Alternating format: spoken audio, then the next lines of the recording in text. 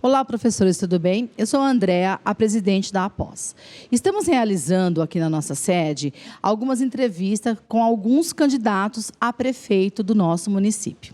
Hoje estamos recebendo a Simoni. A Simoni é professora universitária, funcionária da USP e ela é a única candidata mulher. Tudo bem, Simoni? Tudo bem. Obrigada, APOS, por ter me convidado. Estar disposta a ouvir o nosso programa.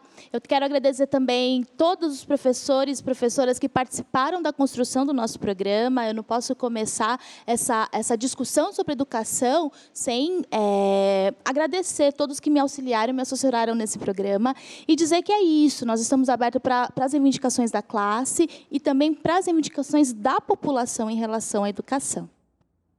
Então, Simoni, nós recebemos alguns questionamentos dos professores no nosso e-mail. E aí nós selecionamos algumas questões e os candidatos vão ter que responder, ok? Eu faço uma pergunta e você responde.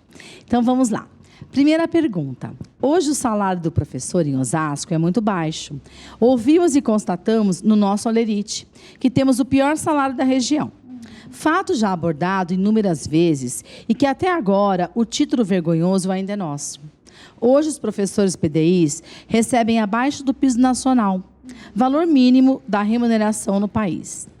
Como candidata, analise esse tema e como você acredita que esse título vergonhoso possa ser superado? Obrigada pela pergunta. Em primeiro lugar, a gente tem que pensar que, segundo o piso nacional e também de acordo com a isonomia salarial, um trabalhador, uma trabalhadora qualquer, ela tem que ser remunerada de acordo com a sua qualificação.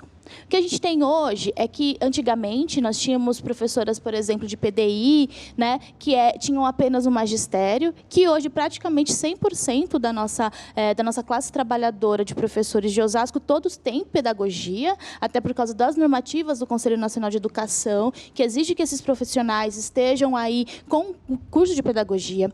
Então, eu acredito que a isonomia salarial seja uma questão, primeiro ponto para tratar do piso, porque acaba tendo até uma divergência entre quem é PD1 e quem é PEB 2.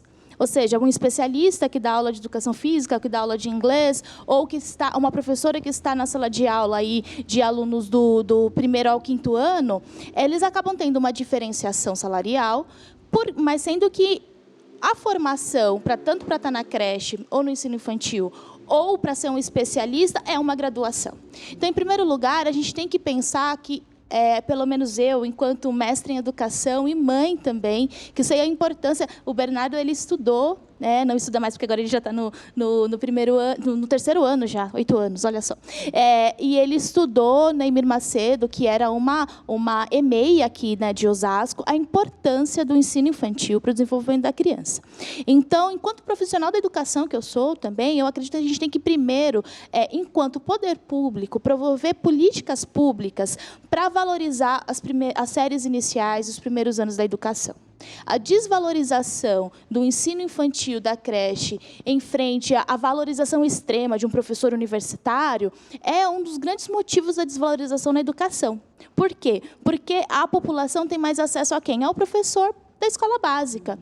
Então, eu acredito que a gente tenha que, primeiro, garantir isonomia. E esse é um compromisso do programa do PSOL, que está nas redes sociais, está no Tribunal Superior Eleitoral, para que todo professor e professora veja. Então, primeiro, é garantir a isonomia para pessoas que exercem a mesma função. A segunda questão é, de fato, elevar o piso. A gente tem condição de elevar o piso. Simone, você vai elevar de 1.500 para 2.000 o piso? Então, esse é um número que eu não posso dar.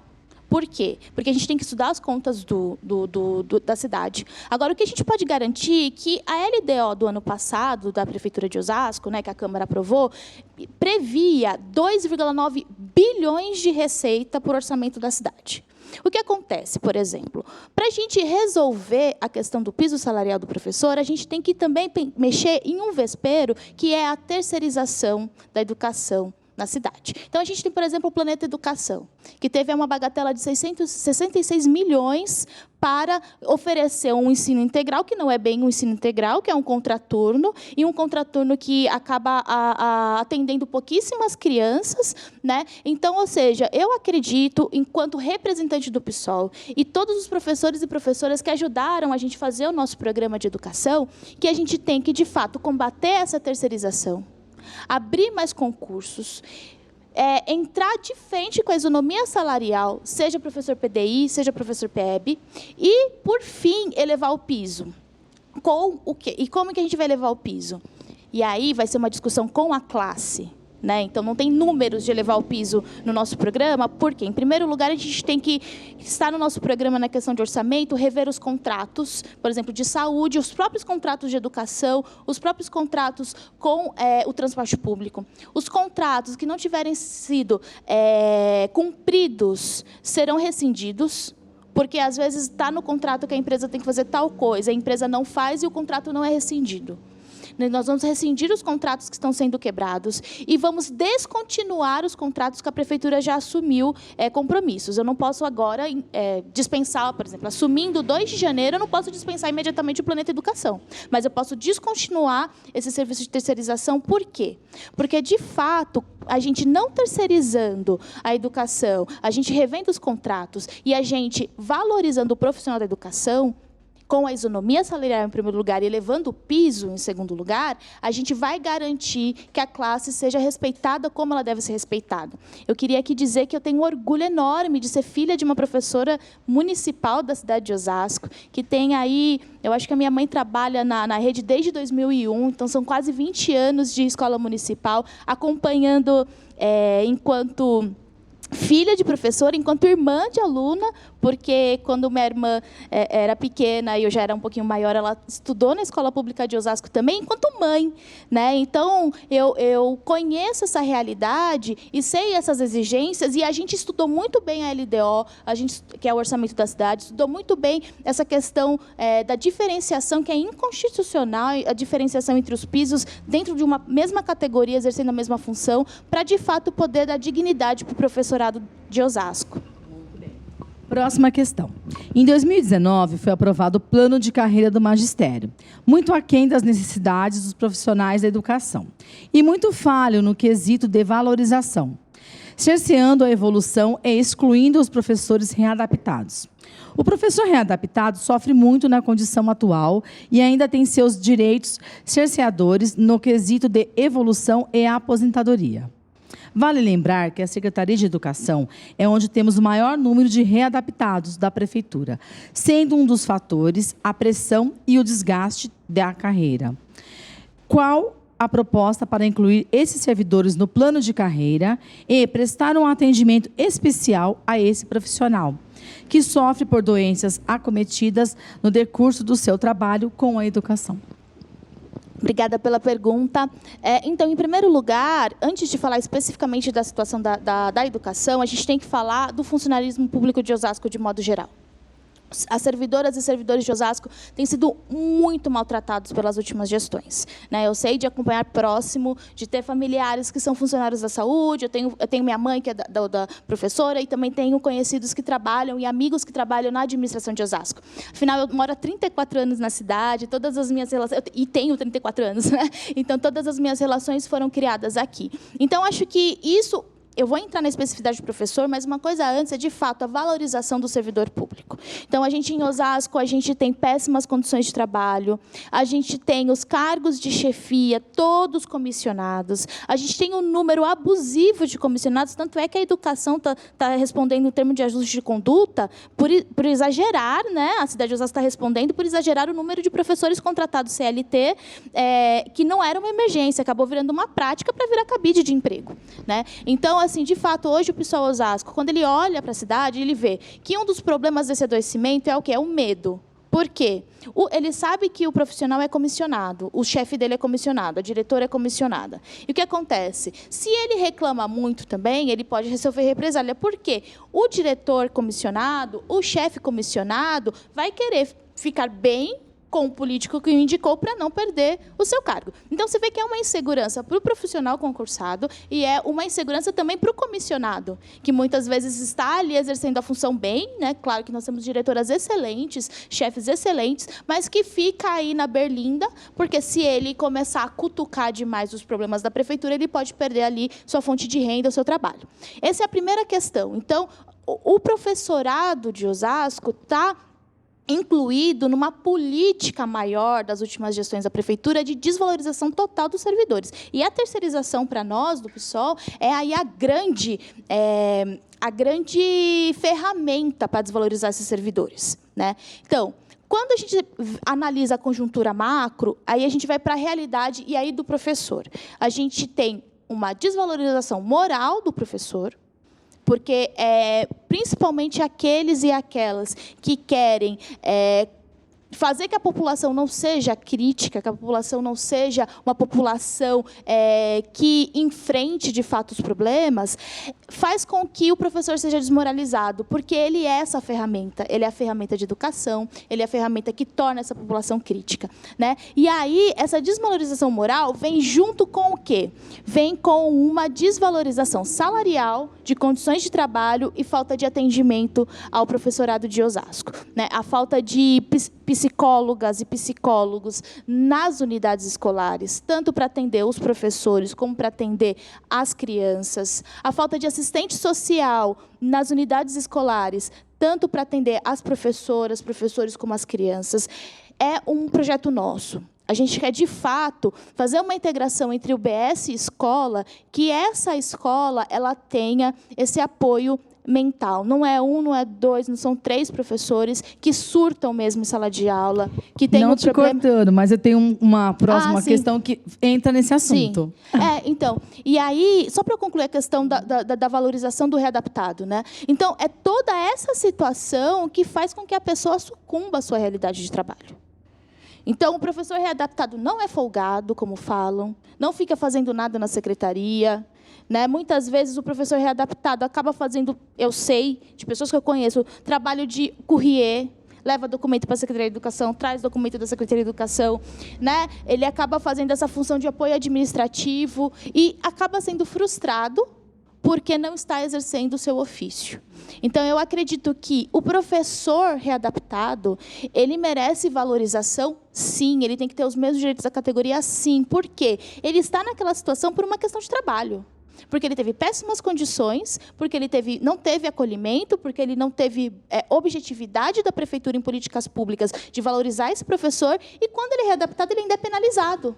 Então, isso é uma coisa que a gente discute no PSOL Osasco, até porque nós temos um número grande de professoras de creche, de ensino infantil, de PEB1 também, que construíram esse programa, e a própria frustração, Simone, de não poder oferecer o melhor atendimento para a criança.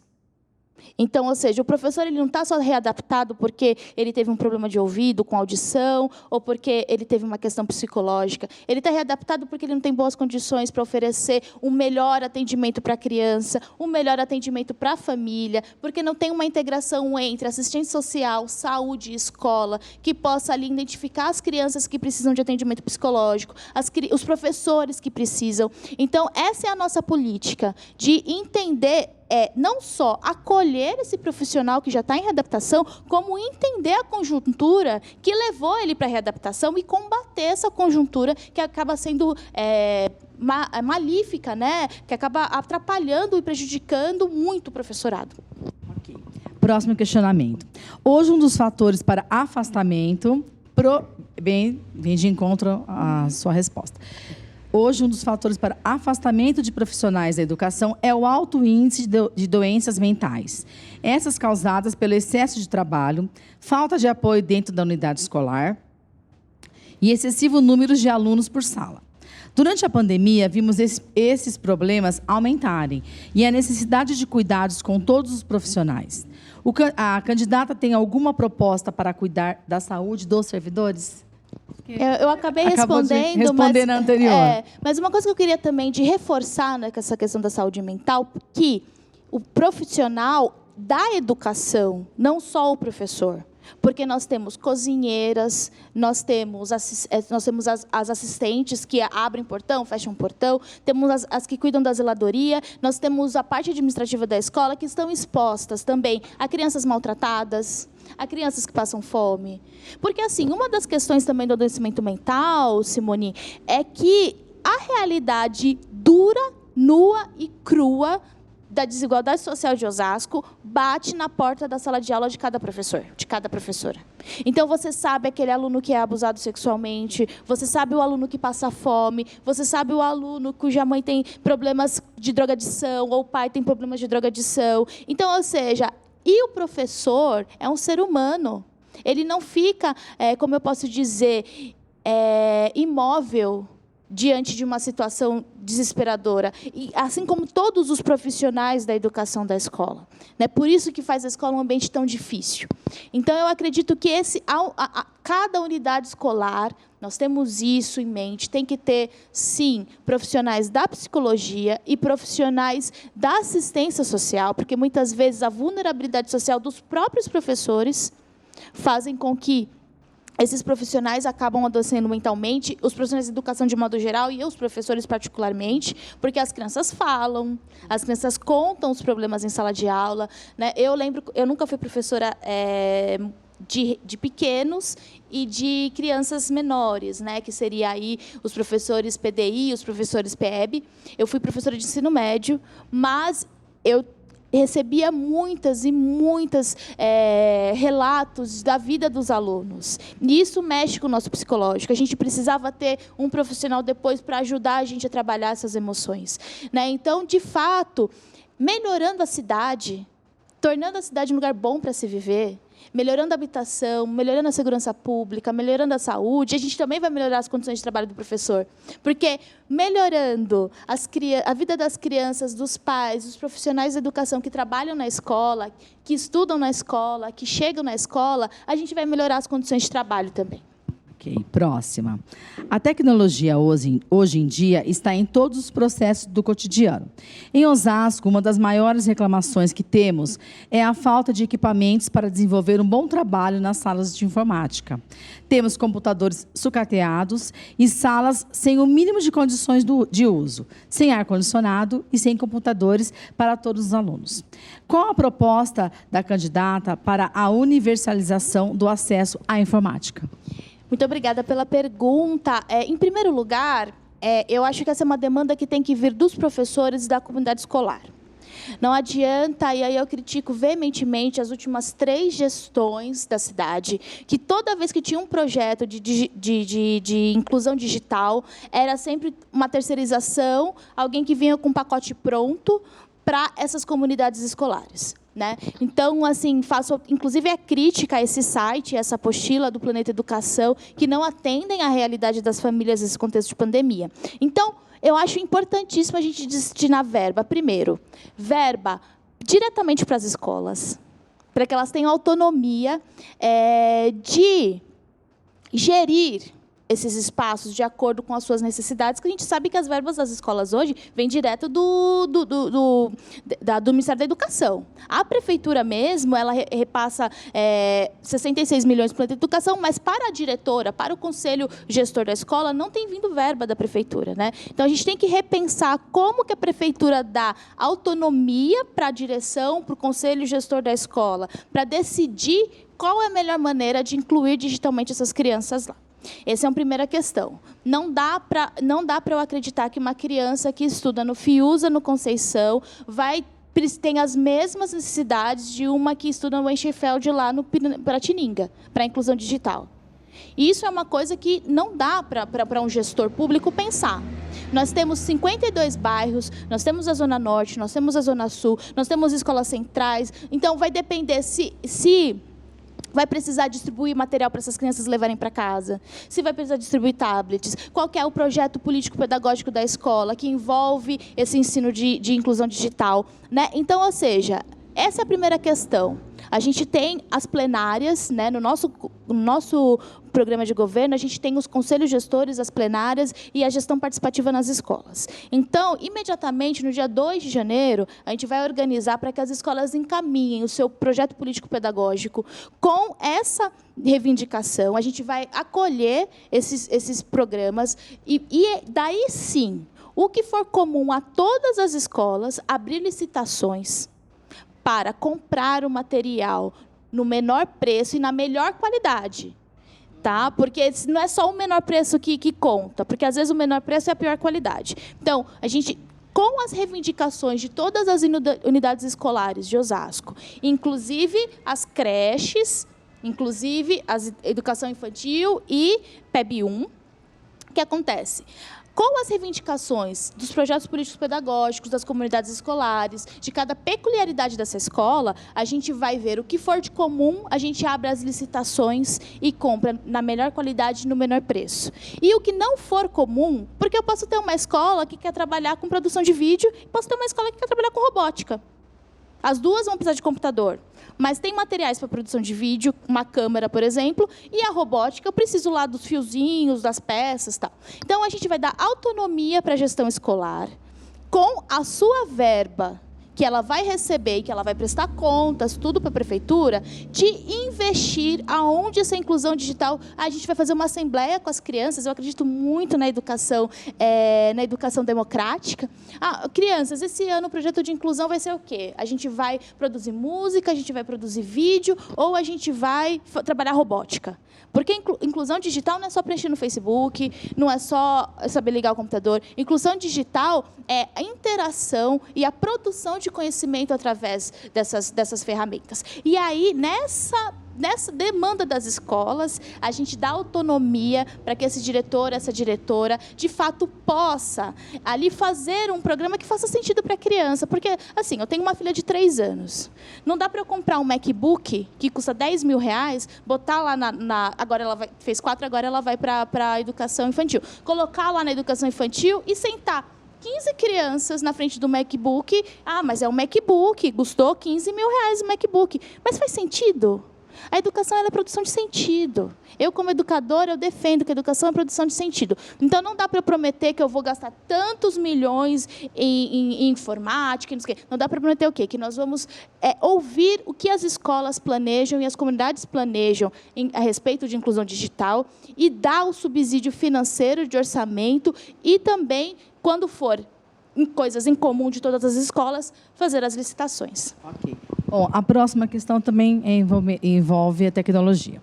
A educação do século XXI é voltada à tecnologia e aos múltiplos aprendizados. Hoje verificamos uma educação que se resume em giz, lousa e livro.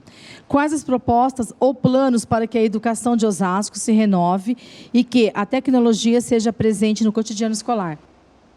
E é bom a gente pensar também, Simone, que a tecnologia também não é a única maneira de produção de conhecimento. O giz pode fazer sentido quando está na mão dessa criança. O livro pode fazer sentido quando está na mão dessa criança. O chão, a bola pode fazer sentido a partir do momento que eu produzo conhecimento daquilo, que eu produzo autoconhecimento e relação social, né? Então, a questão não é apenas o giz e o livro. A questão é limitar ao giz e ao livro. Eu acredito que as crianças de Osasco, assim como para os meus filhos, eles têm que ter contato com terra, com horta, com costura, por que não? Com marcenaria, por que não? Com inclusão digital, com aula de matemática. Então, ou seja, porque nós somos um ser humano, né? A educação, e assim, eu falo assim com bastante vontade, porque eu sou uma educadora. E, enfim, eu estudei um mestrado em educação na USP, agora eu faço doutorado em antropologia, que também mexo com processos pedagógicos dos movimentos sociais. Eu acredito que a educação, ela forma seres integrais.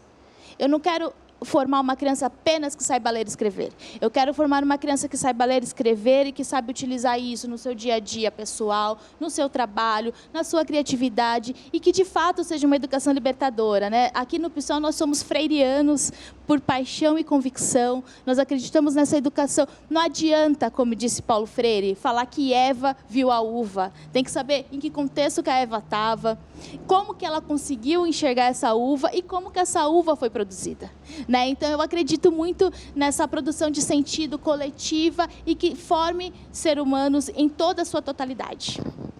Próxima. A relação entre o poder executivo e o professor se dá pelo secretário de Educação, nome que manterá o diálogo com todos os profissionais de educação. Candidata, você já escolheu quem irá ocupar a pasta? E qual o pensamento sobre educação você acredita que esse ocupante deve ter? Muito boa pergunta. Nós não temos o nome da pasta ainda.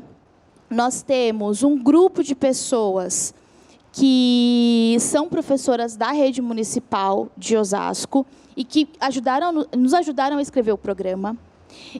E a gente decidiu que é assim, em primeiro lugar, não adianta também falar que a gente vai pôr uma profissional da educação na Secretaria de Educação, se essa profissional da educação também tiver ligação com institutos privados de educação, interesses que não sejam forçados na educação pública. Também, eu vou colocar uma profissional da educação para gerir a cidade, tendo em vista lá na frente a influência que ela tem num instituto privado. Então, a gente quer colocar uma profissional da educação que tenha compromisso com a educação pública e de qualidade, que não tenha relação com institutos privados e que seja uma funcionária de carreira.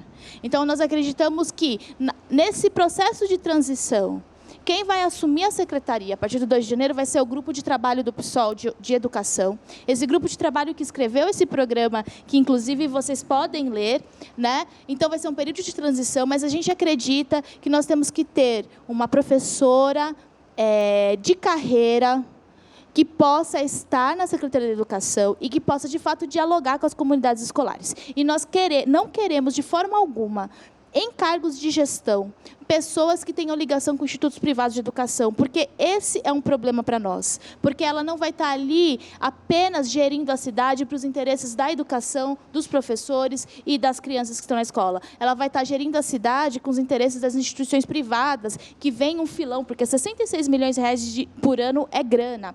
Vê um filão ali que dá dinheiro. Então, a gente quer uma pessoa comprometida com as causas, uma profissional de carreira e que, de fato, possa ouvir a comunidade e que acredite demais numa questão que a gente quer uma profissional de carreira também, não só na Secretaria de Educação, como nas diretorias. É minha próxima questão. Então tá. Então faz a próxima pergunta que aí Então, minha próxima é a seguinte. Em Osasco, temos um grande problema, que são os cargos comissionados, né? Cargos esses ocupados, em grande parte, por profissionais sem vínculo efetivo com o município e, muitas vezes, sem a vivência necessária para ocupar um cargo de gestão. Qual a sua opinião sobre o tema? Acredita que o concurso público para esses cargos seria o mais correto e justo ou teria outra posição acerca desse tema? Sem dúvida. Eu acredito que assim como... Porque assim, não adianta também eu pôr na Secretaria de Educação uma profissional de carreira, comprometida com a educação, sendo que cada escola tem um profissional na direção e na coordenação, as que têm coordenação, né, que são as escolas de 1º a 4º ano, as EMEIs e as creches não têm coordenação, mas têm direção, que esses profissionais sejam indicações políticas. Então, a gente acredita o quê? Uma profissional da educação de carreira na secretaria e na gestão da Secretaria da Educação e concursos públicos para coordenação e direção. Não há outra maneira de ter uma escola, ter um diretor. E aí eu falo com os diretores, mesmo comissionados, que nós não temos nada contra os diretores comissionados, mas mesmo você, diretor comissionado, quando vai defender a sua unidade escolar, porque os diretores defendem suas unidades escolares, eles estão pressionados pela indicação. Então, um diretor concursado, com estabilidade, por isso que a estabilidade do funcionalismo público é tão importante, para não ter medo de defender os interesses da população. Então, a gente acredita em concurso para a direção, para que esse diretor possa, de fato, defender os interesses da unidade escolar, que ele possa ter estabilidade, que ele não se sinta ameaçado no momento de enfrentamento com a gestão.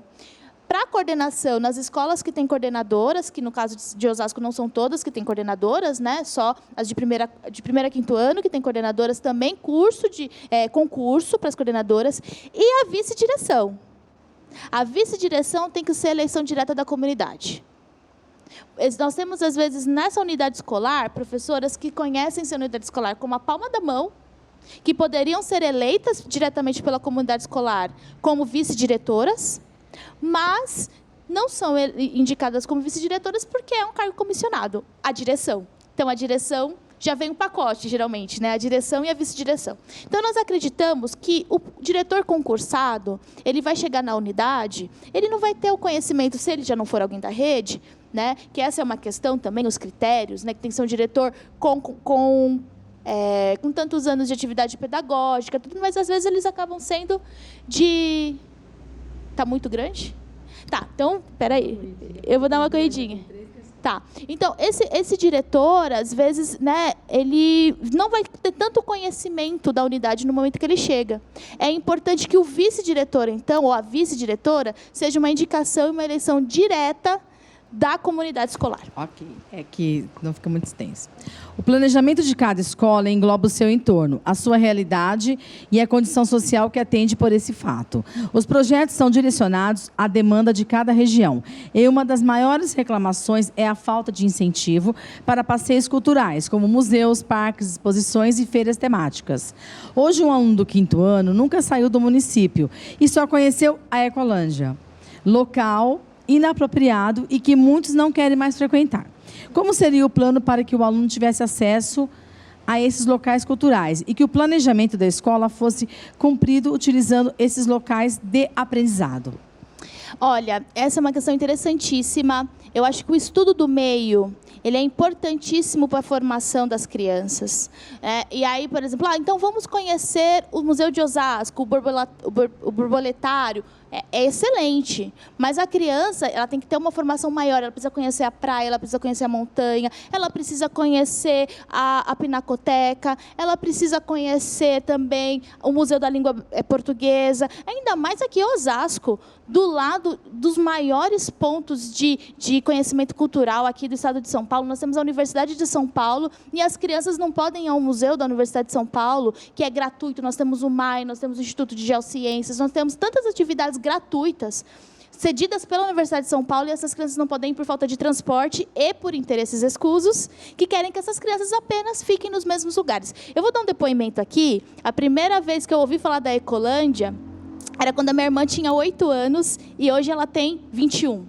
O meu filho, com 3 anos de idade, foi para a Ecolândia. Então, provavelmente, ele iria com 4, com 5, com 6, com 7, com 8.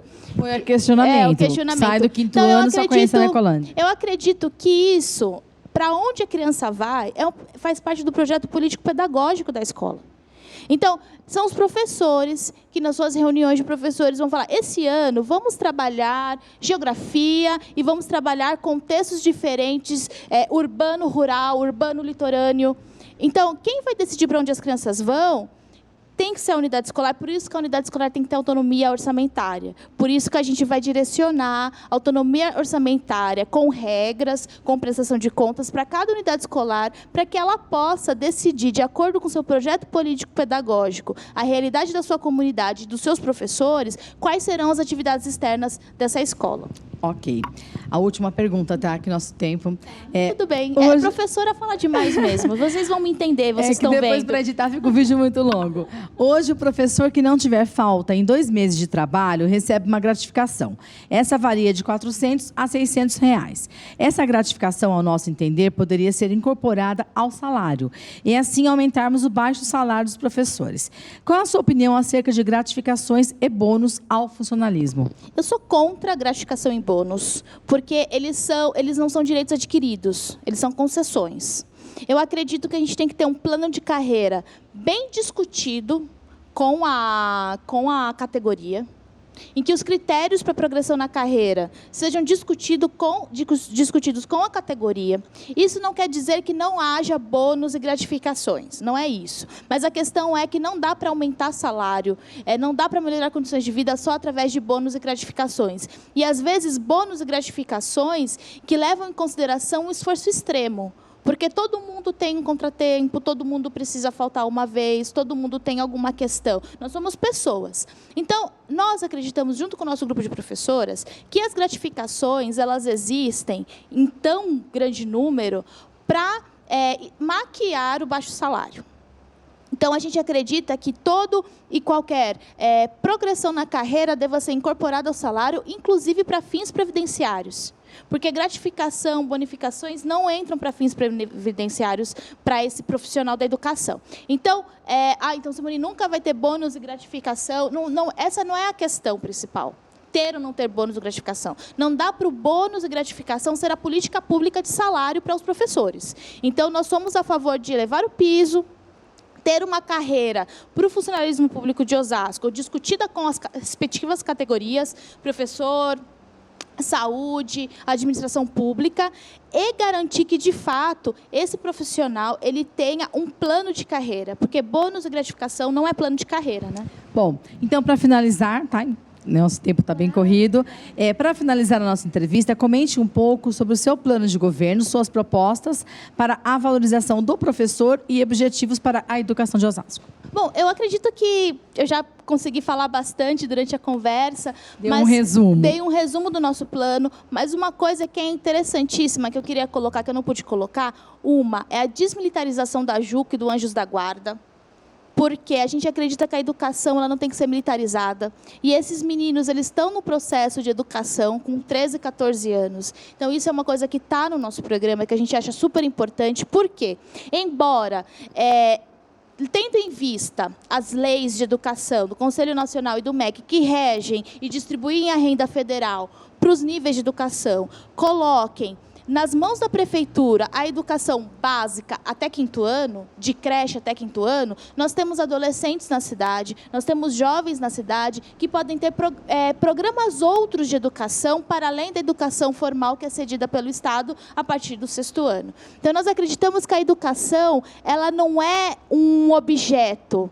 É assim, né? Ela não é um objeto que você tem que resolver o problema. A educação ela é transversal no governo. Então, a gente tem que tratar a educação como peça motriz de uma sociedade boa para se viver.